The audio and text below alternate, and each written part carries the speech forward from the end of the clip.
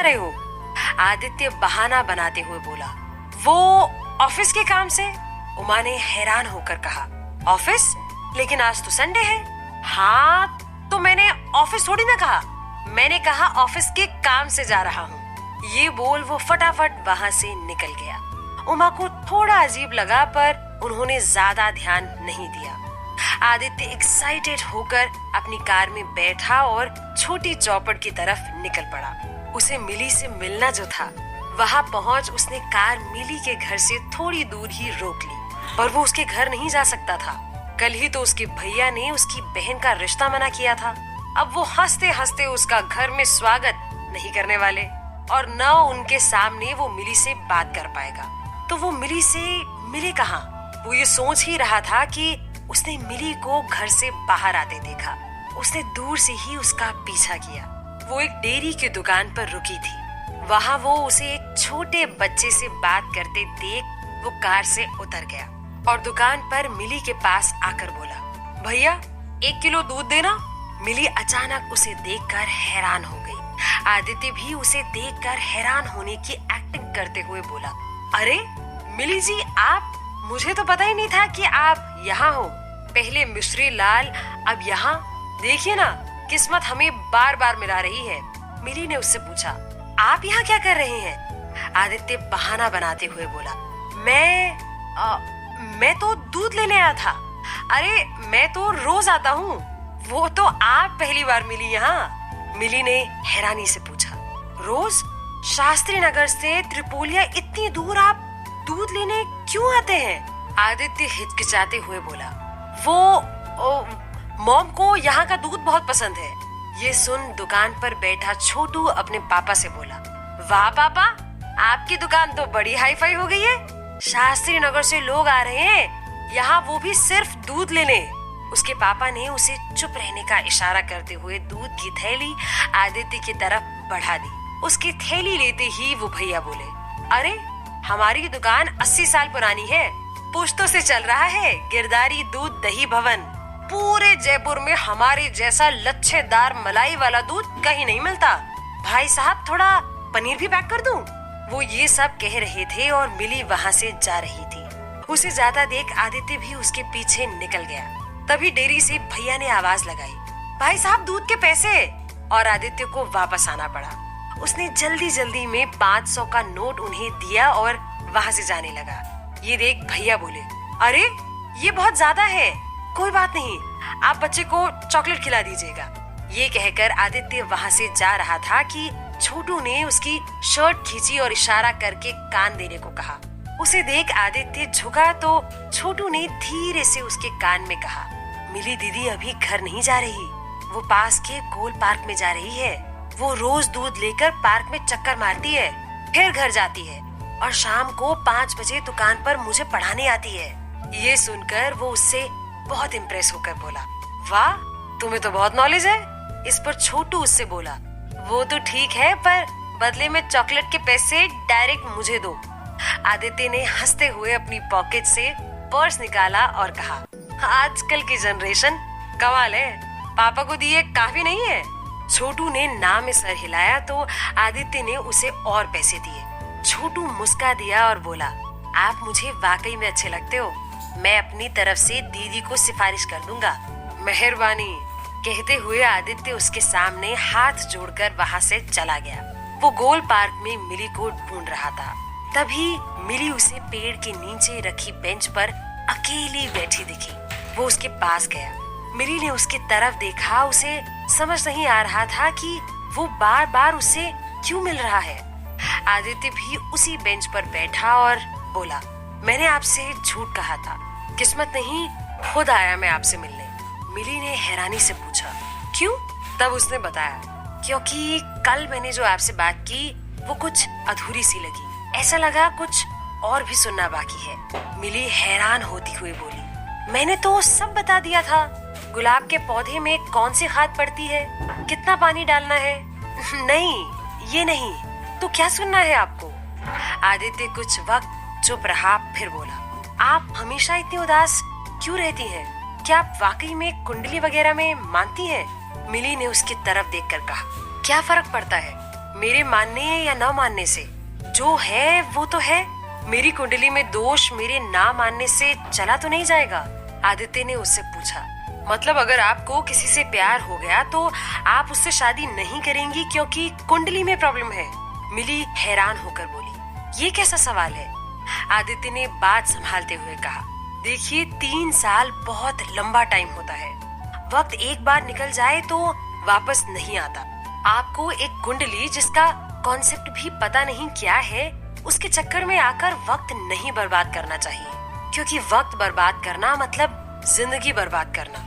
आप क्यों अपनी जिंदगी बर्बाद कर रही हैं?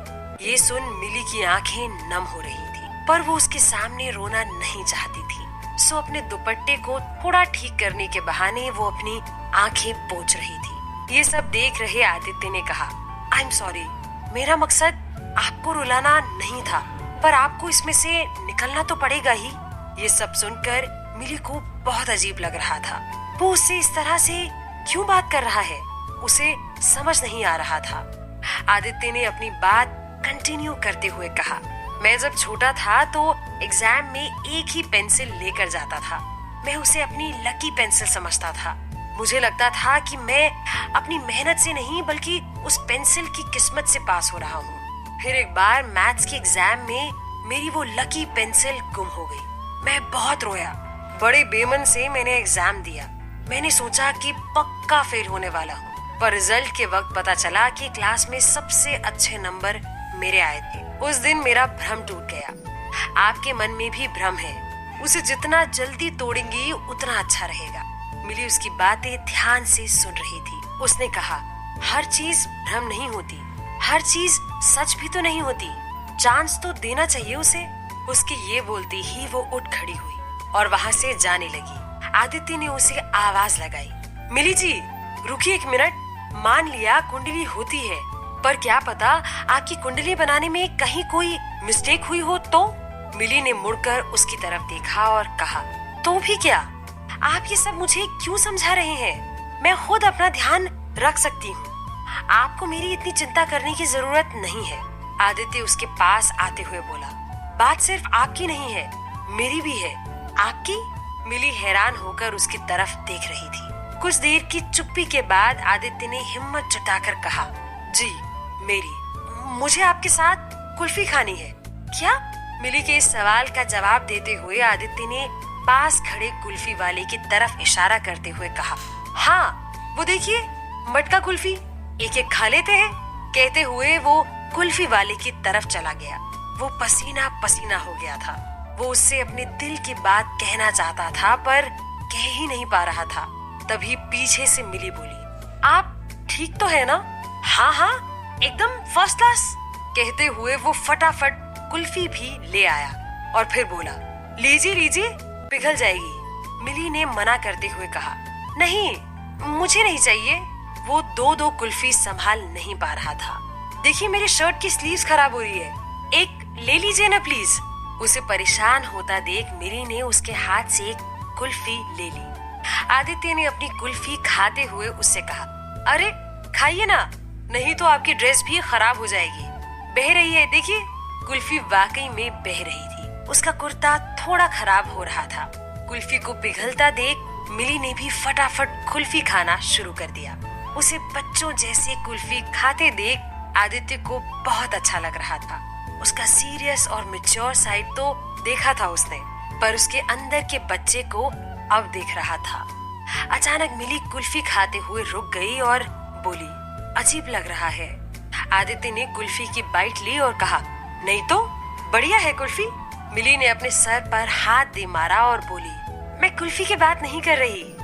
आपके साथ इस तरह मुझे नहीं होना चाहिए।